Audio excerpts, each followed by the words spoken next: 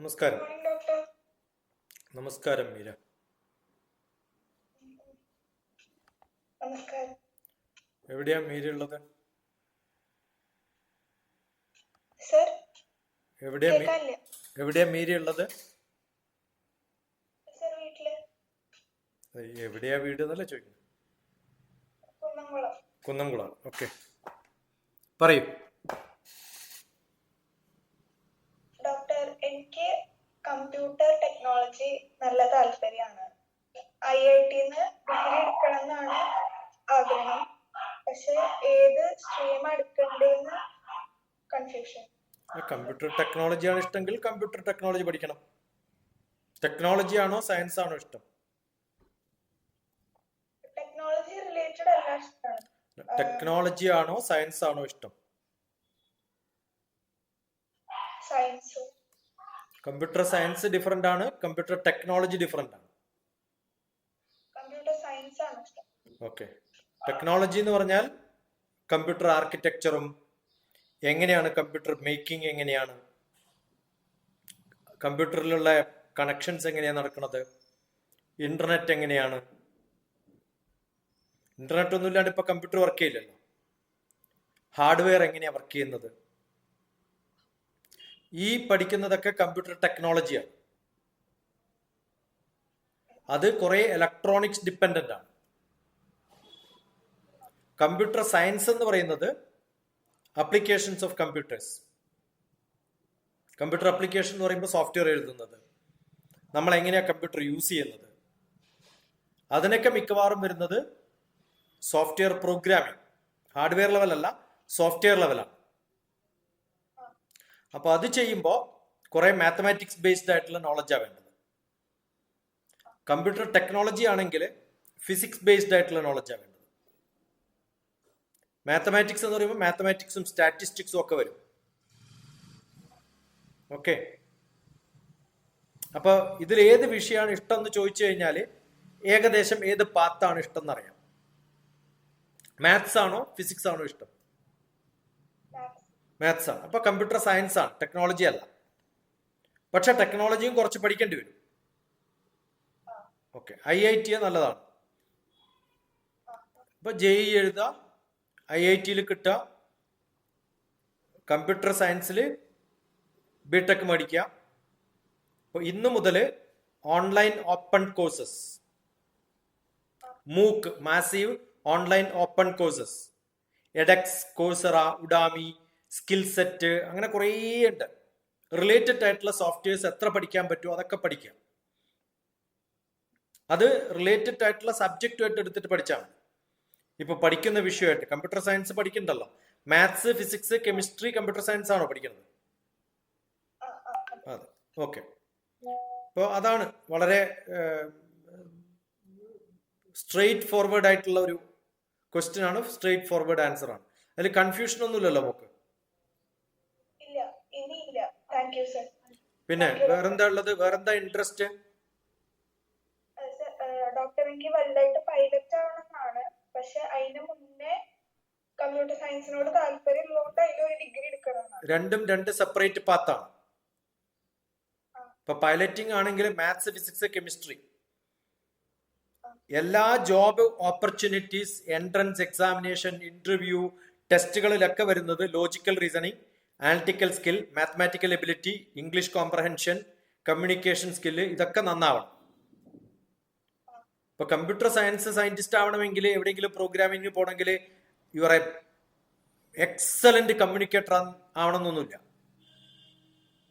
കാരണം നിങ്ങളുടെ ബോസ് പറയുന്നത് മനസ്സിലാക്കണം, അത് പ്രോഗ്രാം ചെയ്യണം, കൊടുക്കണം, അത്രയൊക്കെയല്ലേ വേണ്ടൂ. പക്ഷെ ഒരു പൈലറ്റിന് കമ്മ്യൂണിക്കേഷൻ സ്കിൽ മസ്റ്റാണ്. അത് English communication, not as an Indian English but as an abroad foreign language. കാരണം പല സ്ഥലത്തും ട്രാവൽ ചെയ്യേണ്ടി വരും, പല ATC എന്നുള്ള കമ്മ്യൂണിക്കേഷൻ വരും. You must be able to communicate, respond faster, presence of mind വേണം, നല്ല ലോജിക്കൽ റീസണിങ് വേണം. അപ്പൊ ചെയ്യാൻ പറ്റുന്നത് മാത്സ്, ഫിസിക്സ്, കെമിസ്ട്രി, ബയോളജി വേണമെന്നില്ല. കമ്പ്യൂട്ടർ സയൻസ് ഓപ്ഷൻ ആയിട്ടുണ്ട്. ഇപ്പോൾ +1 +2 കഴിഞ്ഞ ഉടനെ നാഷണൽ ഡിഫൻസ് അക്കാഡമി എക്സാം എഴുതുക, NDA. പൈലറ്റ് ആവാൻ ഗ്രാജുവേഷൻ വേണ്ട, +1 +2 ലെവലിലാണ് വേണ്ടത്. ഇനി പ്രൈവറ്റ് ആയിട്ട് ഞാൻ ഗ്രാജുവേഷൻ ഒക്കെ കഴിഞ്ഞ് ജോലിയൊക്കെ കിട്ടിയിട്ട് പ്രൈവറ്റ് ആയിട്ടൊരു പൈലറ്റ് ആവാനുള്ള ലൈസൻസ് മേടിക്കുകയാണെങ്കിൽ ഇന്നത്തെ ലെവലില് സാധാരണ നമുക്ക് ഫണ്ട് സൈക്കിനൊക്കെ ഓടിക്കുകയാണെങ്കിൽ കമേഴ്ഷ്യൽ പൈലറ്റ് ലൈസൻസ് വേറെയാണ്, പ്രൈവറ്റ് ലൈസൻസ് വേറെയാണ്. ചെറിയ എയർക്രാഫ്റ്റ് ഓടിക്കുന്ന licence it will require you a 1 crore rupees expense. Commercial pilot ആവണമെങ്കിൽ 2 കോടി ചെലവാക്കണം. അതേ സമയത്ത് നമ്മൾ എയർഫോഴ്സിൽ ജോലി കിട്ടിയെന്ന് വിചാരിക്കും. ആ എയർഫോഴ്സ് ജോലിയിൽ you happen to be a piloting. എയർഫോഴ്സിൽ കുറേ ജോലിയുണ്ട്, ഗ്രൗണ്ട് ഉണ്ട്, പൈലറ്റ് ഉണ്ട്. അങ്ങനെ ബൈ ചാൻസ് ആ ഇൻട്രസ്റ്റ് കാണിച്ച് ആപ്റ്റിറ്റ്യൂഡ് കാണിച്ച് you make fit there, get into that life long പൈലറ്റായിട്ട് ജീവിക്കാനുള്ള whole licence, privilege, experience, everything they will give you free with a salary paid to your account. അപ്പൊ നമ്മുടെ ambition വെക്കുമ്പോൾ അവിടെ എത്താനുള്ള വഴി ഇപ്പോഴേ പോയില്ലെങ്കിൽ വളഞ്ഞ വഴി, കുറെ എക്സ്പെൻസീവ്. ഇപ്പോഴേ പ്ലാൻ ചെയ്താൽ straightforward, shorter, better path. അപ്പൊ അതുകൊണ്ട് ആഗ്രഹങ്ങളുള്ളതൊക്കെ plan A, plan B, plan C, plan D ഇങ്ങനെ എഴുതി കൃത്യമായി മനസ്സിലാക്കി എവിടെയൊക്കെയാണ് എന്തൊക്കെയാ വേണ്ടതെന്നൊക്കെ കൃത്യമായി അറിഞ്ഞ് മുന്നോട്ട് പോവാണ് നല്ലത്. അല്ലെങ്കിൽ പിന്നെ തിരിച്ചു വരാൻ പറ്റില്ല ഈ പാത്തില്. Life you cannot run back, right? You can only run forward. പിന്നെ ഇപ്പൊ എന്താ ചെയ്യണേ? ഇന്നെന്താ പഠിച്ചേ?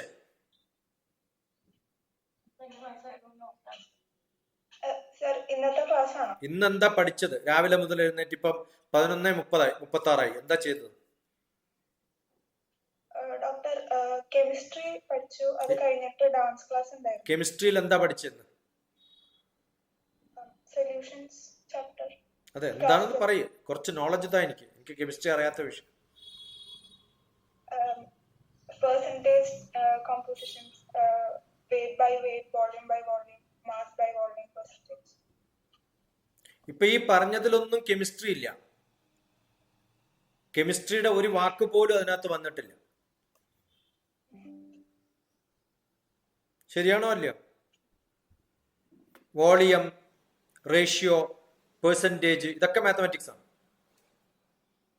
U tell me some chemistry. എനിക്ക് അറിയാത്ത വിഷയം ഇതൊക്കെ എനിക്ക് അറിയുന്ന വിഷയം, കാരണം ഞാൻ മാത്തമാറ്റീഷ്യനാണ്. Tell me some chemistry.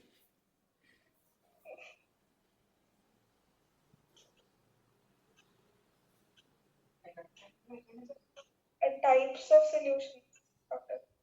Again, types of solution English വാക്കാണ്. Chemistry has not come. Where is chemistry in that? ആരാ പഠിപ്പിച്ചത്? Self study.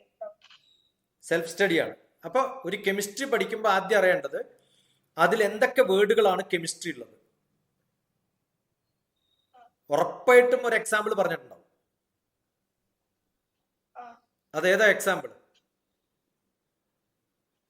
gaseous solutions example, nitrogen and oxygen. അതാണ് പറയേണ്ടത്.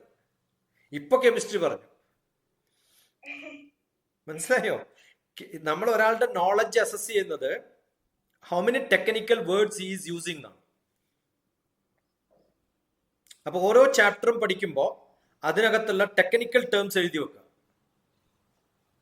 ആ ടെക്നിക്കൽ ടേംസിൽ കെമിസ്ട്രി എവിടെ, ഫിസിക്സ് എവിടെ, മാത്സ് എവിടെ, അത് സെഗ്രിഗേറ്റ് ചെയ്യാൻ പഠിച്ചാൽ തന്നെ യു നോ ദാറ്റ് സബ്ജക്ട്. ഇപ്പൊ നൈട്രജന്റെ പ്രത്യേകത എന്താ? ഈ കെമിസ്ട്രി അറിയില്ല എന്ന് വെറുതെ പറഞ്ഞതാ. നൈട്രജന്റെ പ്രത്യേകത എന്താ?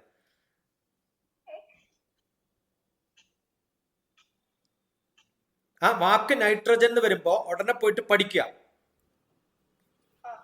നൈട്രജൻ എവിടെയൊക്കെ യൂസ് ചെയ്യും, എന്തുകൊണ്ടാണ് നൈട്രജൻ സൊല്യൂഷൻസിനെ കുറിച്ച് പറയുന്നത്, what is speciality of nitrogen. ജീവിതത്തിൽ എവിടെയെങ്കിലും ഉപയോഗം വേണ്ടേ? നാളെ പൈലറ്റ് ആവണമെന്നല്ലേ പറയണേ. അപ്പൊ എവിടെയെങ്കിലും നൈട്രജൻ ഉപയോഗിക്കണ്ടോ എന്റെ ജീവിതത്തിൽ? പൈലറ്റിന് നൈട്രജൻ ആവശ്യമുണ്ടോ?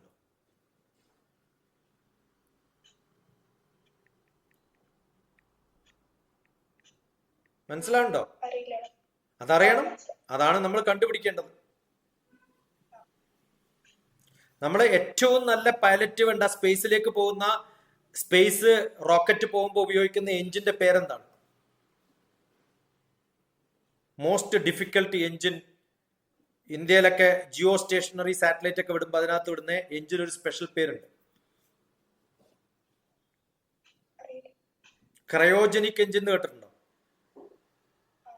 അതിനകത്ത് നൈട്രജനാണ് ഉപയോഗിക്കുന്നത്. കാരണം നൈട്രജന്റെ ടെമ്പറേച്ചർ വളരെ കുറവാണ്. അപ്പൊ അതിനെ ഒന്ന് ചൂടാക്കിയാൽ പ്രൊപ്പൽഷൻ കൂടും, ബേസ്റ്റ് ചെയ്യുന്ന പോലെയും. ലോ ടെമ്പറേച്ചറിലാണ്. അപ്പൊ നമ്മൾ ഇത് വായിക്കുമ്പോ don't just read, think about it, look at it. എവിടെയാ യൂസ് ചെയ്യുന്നത്, എന്താ ആവശ്യം, why are we learning this. ഇപ്പൊ ഈ പഠിക്കുന്ന 11th-ലോ 12th-ലോ, ഇപ്പൊ 12th-ലല്ലേ, 12th-ൽ പഠിക്കുന്ന കെമിസ്ട്രി എക്സാം എഴുതാനല്ല. 12th-ൽ പഠിക്കുന്ന കെമിസ്ട്രി ജീവിതത്തിൽ പല കാര്യങ്ങളും നാളെ ചെയ്യുമ്പോൾ അതിന്റെ ബേസ് ആയിട്ട് ഉപയോഗിക്കാനാണ്. അപ്പൊ അത് വളരെ സ്ട്രോങ് ആയിട്ട് പഠിക്കണം. മനസ്സിലായോ? ഒരു പഠിക്കാനുള്ള എക്സാമ്പിൾ പറഞ്ഞു എന്ന് മാത്രം. ഇന്ന് ഏത് ഡാൻസാ പഠിച്ചത്? ഭരതനാട്യം എവിടെയാണ് ഉത്ഭവിച്ചത്? ഇന്ത്യയിലെ ക്ലാസിക്കൽ ഡാൻസുകളുടെ ഫോംസ് എന്തൊക്കെയാണ്? നമുക്ക് അറിയില്ല എന്ന് വിചാരിച്ചിട്ടല്ല ഞാൻ ചോദിക്കുന്നത്. ഞാൻ ഇത് റെക്കോർഡ് ചെയ്യുന്നുണ്ട്, അപ്പൊ കേൾക്കുന്നവർക്കൊക്കെ അറിയണ്ടേ എന്തൊക്കെയാ ഡിഫറെന്റ് ഡാൻസുകൾ. ഭരതനാട്യം, കുച്ചിപ്പുടി, മോഹിനിയാട്ടം, ഒഡീഷി, കഥകളി, ഓട്ടംതുള്ളൽ. ഭരതനാട്യം എവിടെയാണ് ഉത്ഭവിച്ചത്? തമിഴ്നാട്. ഭരതനാട്യം എന്നുള്ളതിന്റെ അർത്ഥം എന്താണ്? Indian dance. ഭരതനാട്യം ഇതൊക്കെ ഇന്ത്യൻ ഡാൻസ് തന്നെയാണ്. ഇതൊക്കെ ഇന്ത്യൻ ഡാൻസ് അല്ലേ?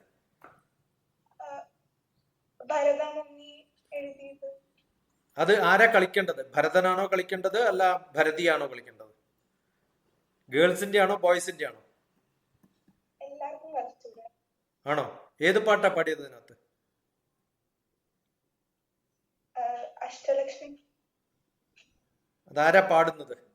ലേഡീസ് പാടുന്നതായിട്ടാണോ ജെന്റ്സ് പാടുന്നതായിട്ടാണോ? ആണോ? ലിറിക്സ് മനസ്സിലാക്കിയോ ശരിക്കും അർത്ഥം? പുതിയത് പഠിക്കുന്നതാണ്. ഇല്ല, നോക്കിയിട്ടില്ല. എന്താ അതിന്റെ ഒരു 2 ലൈൻ പറയാൻ പറ്റുമോ, പാടാൻ പറ്റുമോ? സുമനസ വന്ദിത സുന്ദരി മാധവി ചന്ദ്ര സഹോദരി ദേവമയി. അത് ആരാ പാടുന്നത്? ആണായിരിക്കോ പെണ്ണായിരിക്കോ? ലേഡീസ് തന്നെ സ്വന്തം അവരെ പുകത്തിപ്പാടും, അല്ല ജെന്റ്സ് ആണോ ലേഡീസിനെ പുകത്തിപ്പാടും?